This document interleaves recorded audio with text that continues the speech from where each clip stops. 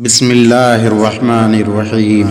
معزز ناظرین، حضرت امام اعظم ابو حنیفہ ایک عالم باعمل، زاہد، پرہیزگار، متقی اور خوف الہی رکھنے والے بہت برگزیدہ شخصیت تھی۔ امام اعظم ابو حنیفہ کے کردار کا ایک اہم باب ان کی حق گوئی اور بے باکی ہے۔ آپ کے اندر بہت ساری خصوصیت موجود تھی جو آپ کو ایک بلند پایا عظیم ہستی اور عالم دین بناتی ہے۔ آپ کے بارے میں منقول ہے، علامہ موصلی رحمۃ اللہ علیہ نے فرمایا ہے کہ فضائل و مناقب 10 ایسے ہیں جو شاذ و نادر ہی کسی انسان میں یکجا پائی جاتی ہے، لیکن امام صاحب کے اندر یہ 10 باتیں ایسی تھی کہ اگر ان میں سے 1، 2، 3 بھی کسی کے اندر ہو تو وہ اپنے آپ کو وقت کا رئیس اور قبیلے کا سردار سمجھے۔